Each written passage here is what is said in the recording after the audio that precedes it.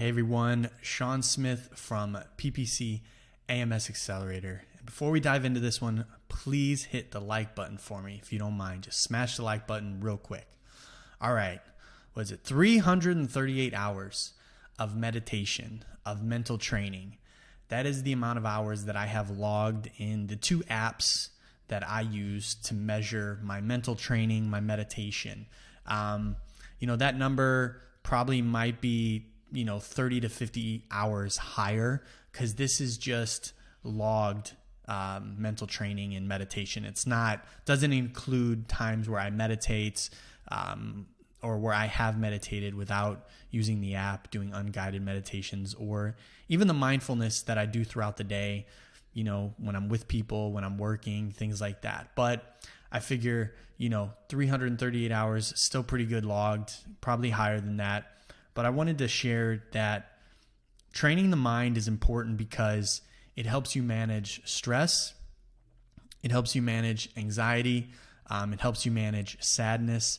It helps you manage all of the aspects of the mind that exist because we can't run away from them. They're always there. It's just we have to manage them. It helps manage your thoughts and your feelings. By feelings, I want to make sure to include emotional and physical feelings because the mind and the body work hand in hand with each other. But the two apps that I've been using for years now is to train my mind is Headspace.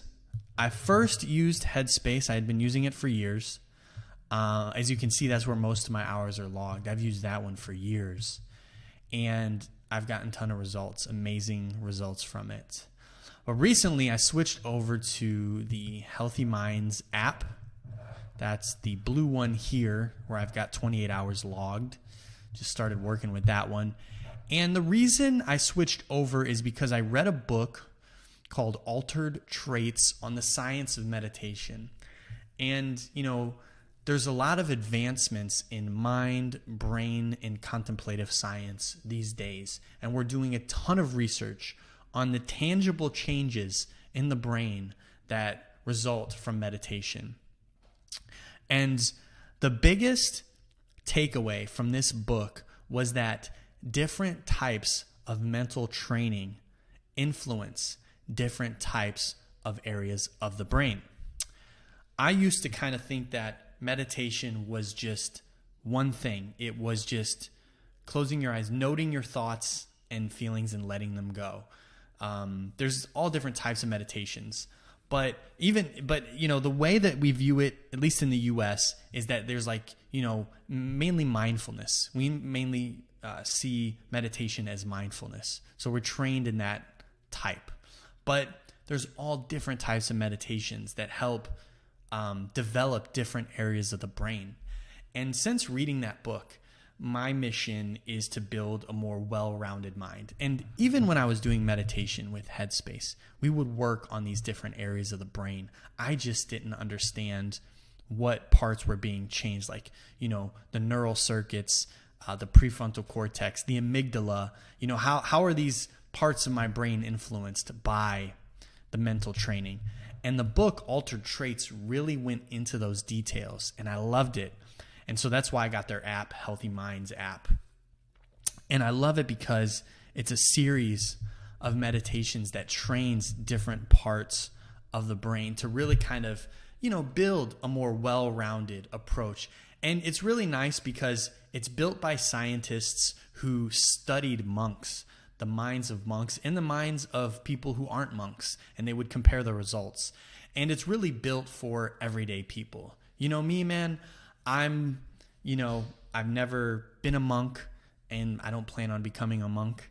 And so I've thought about it, and I've looked into it, and I was like, man, this actually looks kind of cool. But, at this point, I don't think I will. So I'm happy that the Healthy Minds app really is built for people who work full-time or more than full-time like me as an entrepreneur. But it's just, this one is a big game changer for me. It's really changed how I view things. So one thing I love is that the way we used to think about it was we didn't really know how to quantitatively correlate meditation to changes in the brain. But with brain technology, the machines that we can use now, we can put a bunch of sensors on someone's brain and just watch the different parts of it as they meditate and see how those are affected. Monks, for example, have extraordinary levels of gamma waves in their brains, and it's amazing. It's amazing what they've done to their minds just through meditation. But it's pretty simple to train the mind. I think for me, what I do is on a daily basis, I do my Healthy Minds app. Let me show you. So yeah, Healthy Minds app, and I just go through it and I just do what they tell me to do.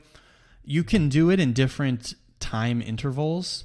So for example, it ranges from 5 minutes to 30 minutes. I always do the max. I do 30 minutes minimum every day. I do, in terms of generally, I do between 30 to an hour a day. 30 minutes to an hour of meditation every day.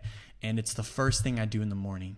It's the first thing I do before eating, before drinking, anything. I roll out of bed and I meditate, because I know in the morning that's when my mind is most vulnerable, because, it's not as alert.